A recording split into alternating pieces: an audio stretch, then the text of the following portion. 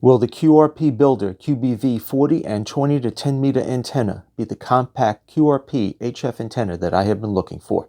Let's check it out next on the A3K On The Go.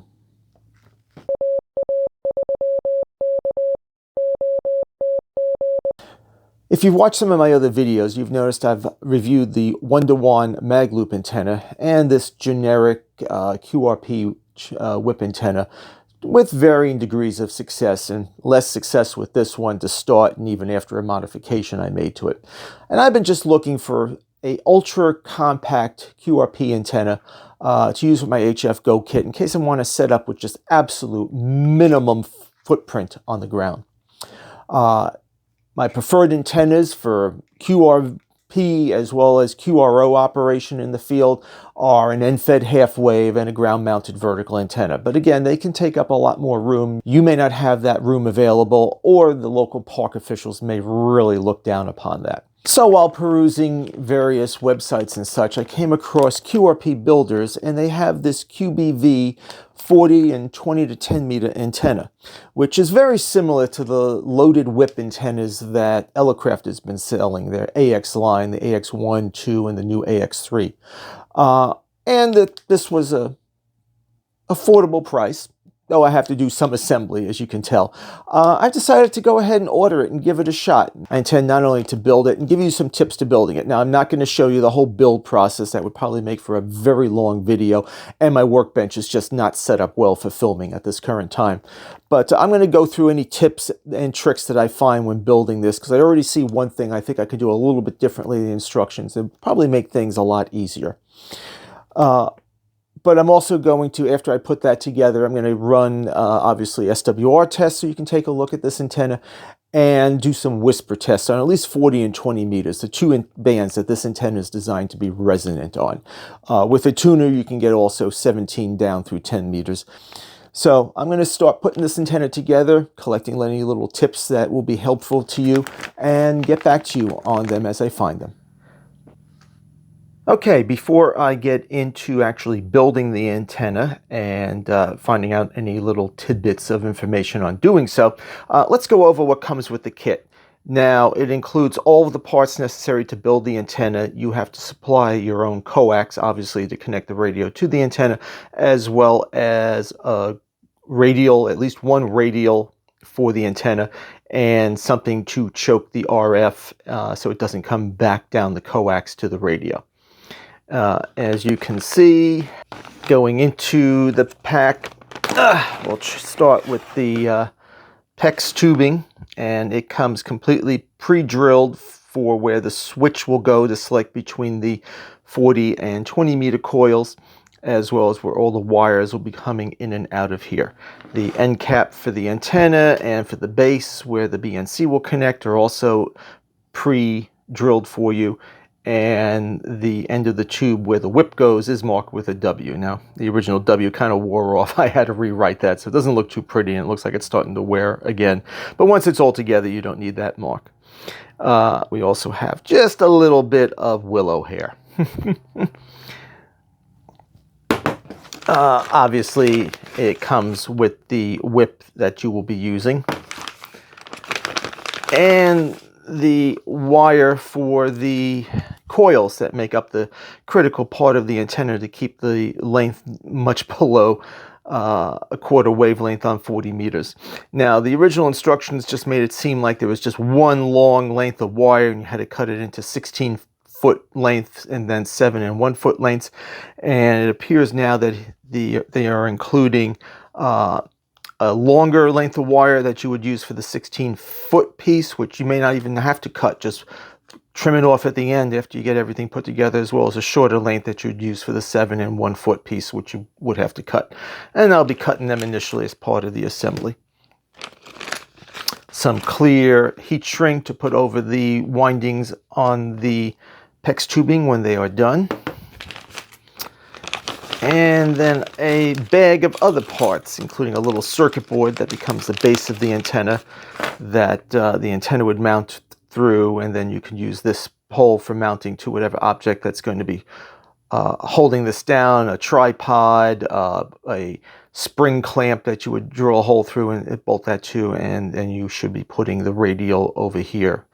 And all of those parts for that come the BNC connector, bolt for, I think, for holding this whole assembly to, they should say, the whip and the coil to the circuit board, a bolt and a wing nut for the radial connection, a switch to decide what part or all of the coil to use, all of the coil for 40 meters and only a smaller portion of the coil for 20 meters, spade lug to connect and such, and a few other miscellaneous pieces. And I previously inventoried all of this, so everything I need is here. And finally, a complete assembly guide for the antenna. Now, I usually don't print out all of these assembly guides. I just leave them on the computer, save a copy, and refer to them. But I had intended to print out the parts list, and somehow I didn't say only sheet 1 of the 12 that make up this packet, and ended up with the whole thing. So I'll be using this guide physically and checking off the steps as I go. Now, they do note that this is basically a medium difficulty in assembling, and you do have to thread the wires through the tube and get them out the appropriate holes. Having pre-cut some of the wires for you, that seems to make things a lot easier. A quick overview of the antenna, not necessarily the schematic, and here's the actual schematic of the antenna. And you always have 21 turns in it, and then you would use the switch to short out the additional 61 turns. So when not shorting it out, you have 40 meters. With shorting it out, you then have 20 meters. And again, the antenna is designed to be resonant on 20 and 40 meters, but needing a tuner for the frequencies higher than 20 meters.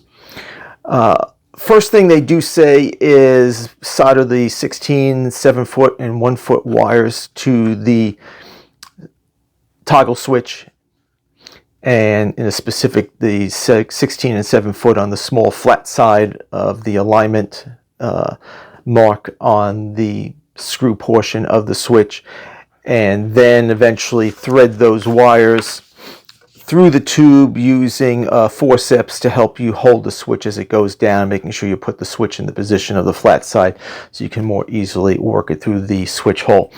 I intend to do this a little bit differently. I'm going to take my 16-foot sectional wire, thread it through from outside at hole A out through the W end of the tube, and solder it to the switch, and then do the same with the 7 and eventually the 1-foot wire. So I don't have to try to move 16 feet of wire outwards through the hole, just move, barely a foot into the tube. And that should make things a little bit easier. I will have to pull out my forceps, and I have a curved straight and an extremely long double jointed, but it might be too big to end up reaching down and getting the switch to the hole. And that's really, I think, the hardest part of this assembly. Thereafter, you wrap 61 turns for the 40-meter coil, 21 turns or so for the 20-meter coil, and it says, doesn't matter, the instructions say it doesn't matter which way you wrap them, but you have to wrap them consistently. So while it may seem that these are going in opposite directions, you have to look at, say, the bottom end of each coil.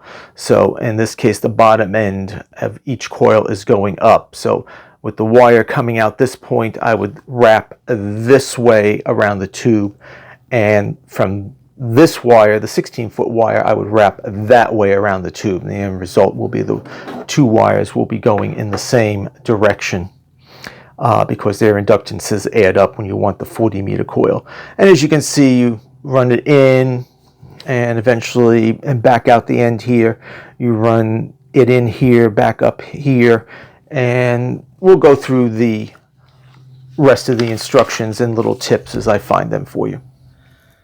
So, in cutting the short wire into a 7-foot and a 1-foot piece, I should have sacrificed a little bit where the end of the wire was curled around the coil to keep it from unraveling within the package. So I've got this little jinky end of the wire here.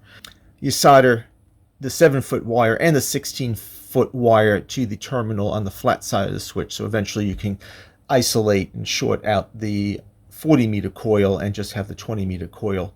And when you have both in series, then you have enough to tune 40 meters.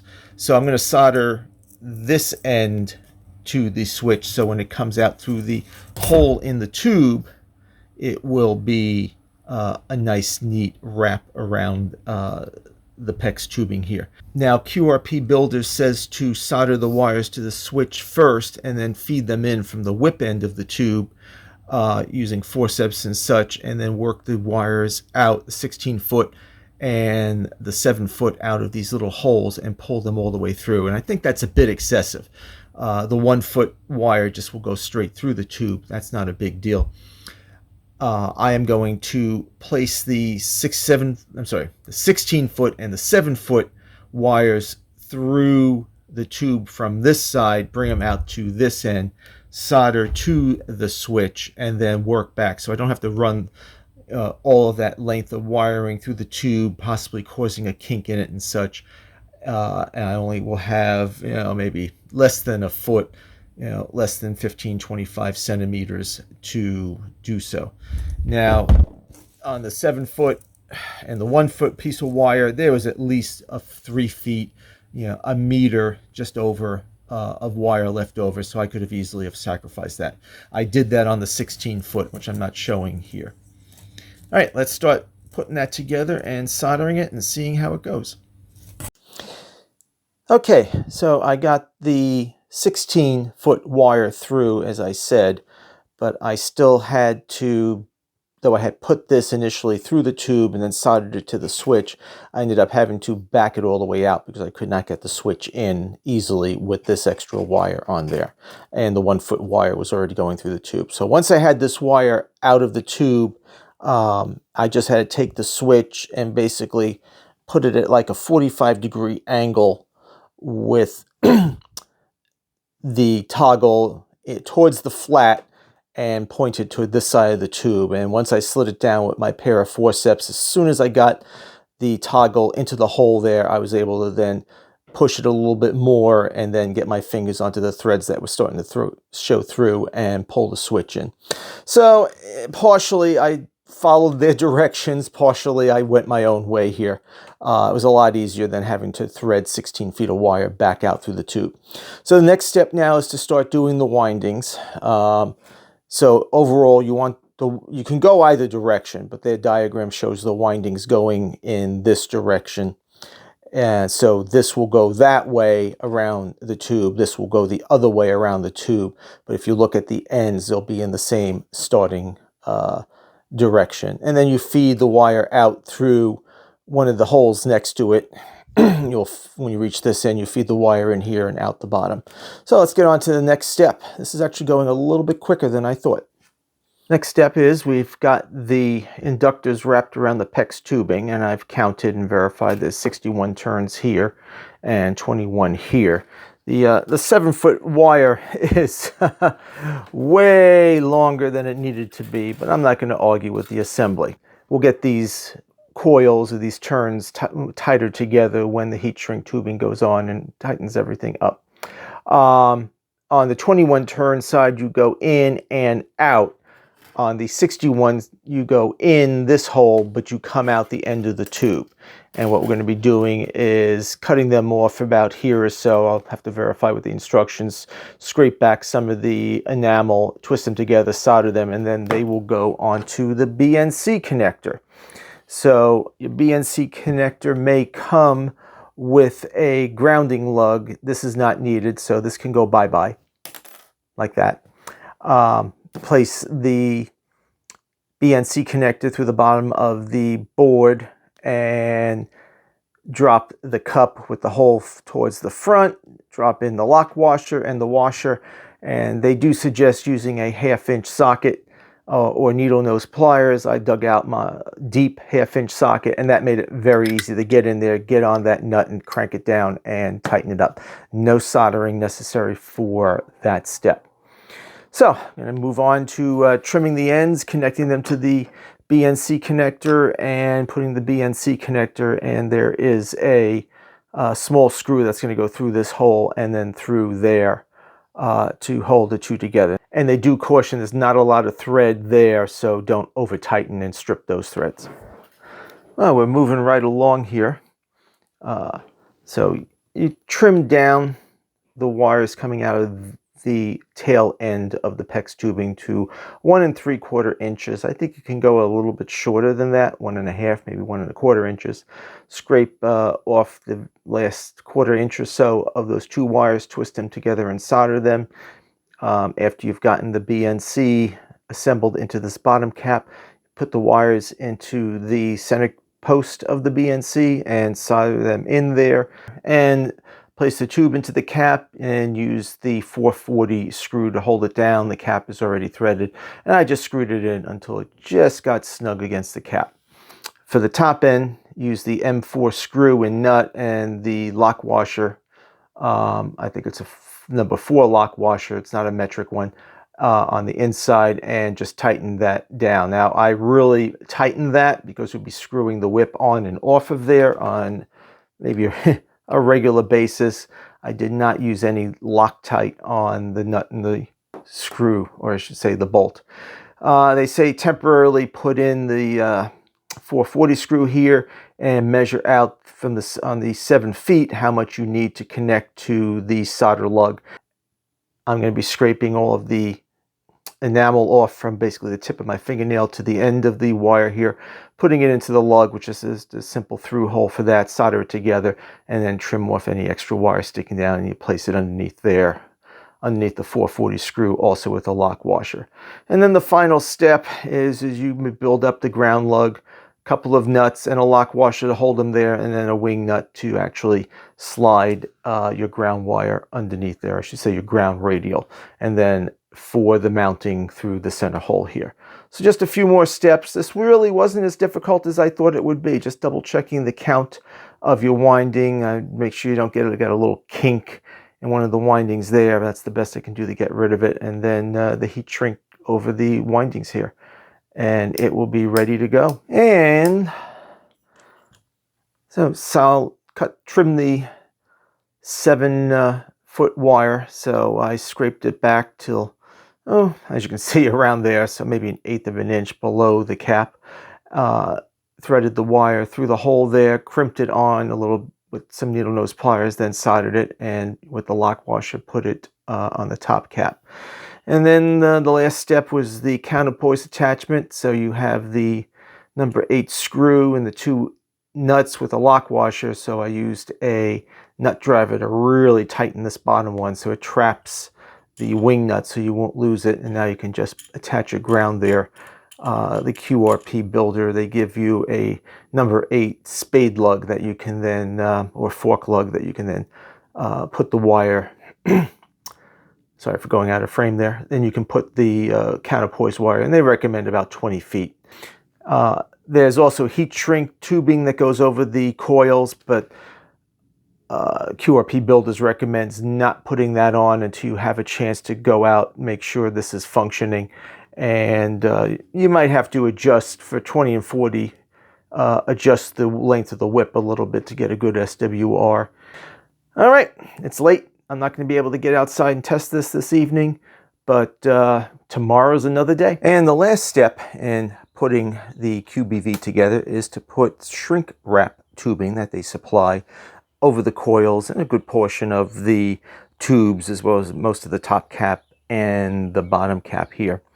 Now they say cut the tubing that they give you, which is 1 inch wide, into 2 pieces. A 2-inch piece that goes up here, and one spot in the instructions says 3 3/4 inches. The other spot says 3 1/2 inches.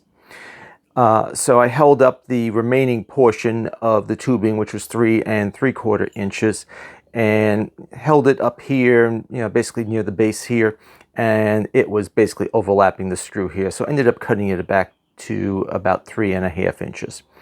Now, after I took out this screw up here, I was able to slide this with a little bit of finagling over the whole tube. And you do have to take the nut and the washer off the switch and push the switch down as far as it will go. And once you get past this point up here, it will go over the remaining portion of the switch lever very easily and get it down to the bottom. just doing a quick fit check, I knew this top section would be, no matter what, over the screw hole here. So I put the screw back in along with the lock washer and the solder lug, and it would have been extremely difficult to slide it over there. Now, to make things easier, they do suggest putting just a dab of vegetable oil inside the tube to help slide it. And I really did not want to use vegetable oil for eventually turning rancid and having other issues. However, I do have 3-in-1 silicone spray.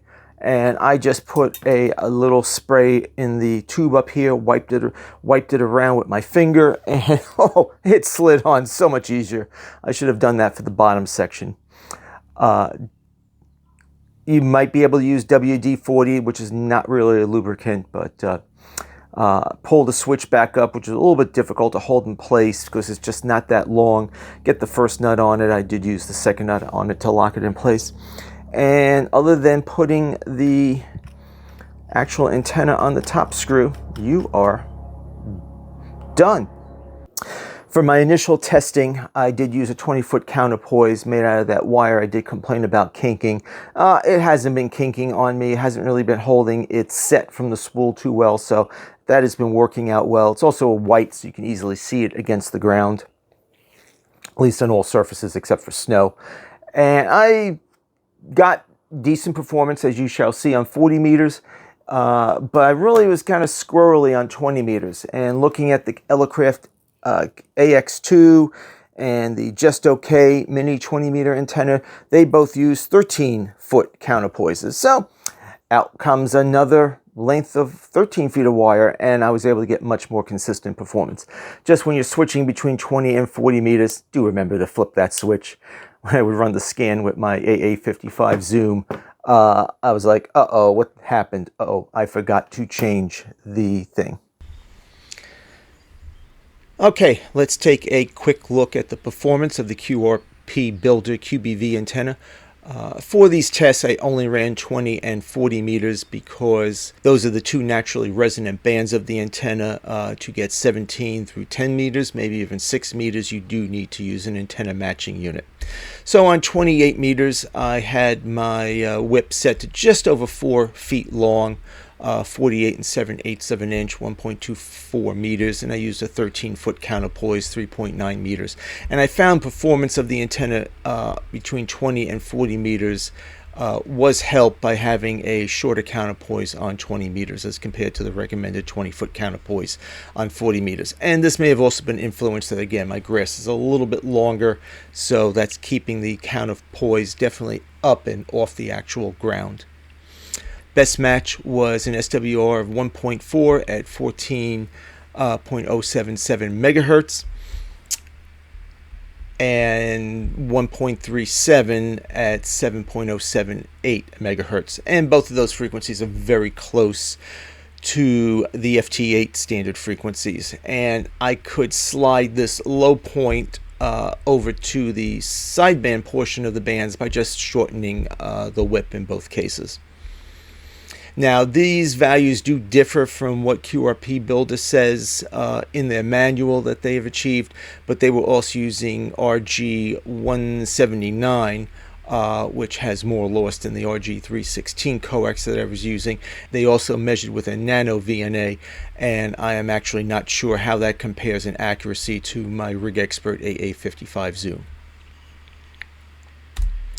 As for whisper performance, I picked the absolute worst day, in particular with the A index, to run these tests, but I did run 20 meter tests in daylight, late afternoon, and 40 meters in late evening. The 40 meter performance looked much better, and one of the stations that heard me was in Australia, so really pushed out the maximum kilometers, but the average was pretty short, basically within North America. I had to have a pretty strong signal for most of them for them to hear me, and the average was moderate. Far fewer stations heard me on 20 meters, but only out to be about 1/3 of the way to Australia. But the average distance that heard me on 20 meters was about double that of 40 meters. And they actually heard me at a much lower signal level and for a maximum, and the average was even also much lower. And you can see, for a real quick note for the math nerds out there, the standard deviation across all the signal a little bit more wider on 40 meters as compared to 20 meters. So where does the QRPBuilder QBV antenna stand? I think we got a winner here. I'm looking forward to getting this out in the field and trying it on at least 20 and 40 meters. And also tuning it up on 17 to 10 meters and seeing its performance. Now, I am going to wait for better band conditions. QRP power levels with very bad A and possibly K and solar flux is not a good combination. I did a demonstration of Parks on the Air for one of my radio clubs, and early that morning there was a coronal mass ejection, and the bands were horrendous. It took like 4.5 hours to make 11 contacts. Putting this together is not as hard as I feared. Oh yeah, medium level, count your turns carefully, and when you're all done, go back, count them again, just to make sure you have 21 and 61 turns as required.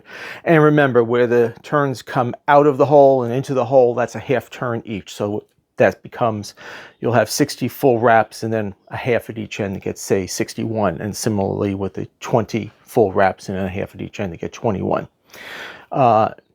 I did make the slight modification of installing one wire through the PEX tubing before soldering it, but it was easier for the shorter 7-foot length of wire to completely pull that out of the tube and then feed it through. And feeding it through the hole from the inside of the tube was not as hard as I feared it to be. This fits well on small tripods, bigger tripods too. I have a Targus, kind of like medium height tripod if I want to use that. Getting the coil a bit above the ground definitely helps in efficiency. I don't know the exact mechanism there, but I do know center loaded ground mounted verticals generally perform better than bottom loaded similar antennas. Price is not too bad for this. I'll leave a link so where you can find this, and hey, if you get one and it works for you, put some comments in the comments below so we can see how it works for everybody else. Hey, and if you find this information handy, please consider subscribing and leaving a like for the video. I'll catch you the next time on AA3K on the Go 73.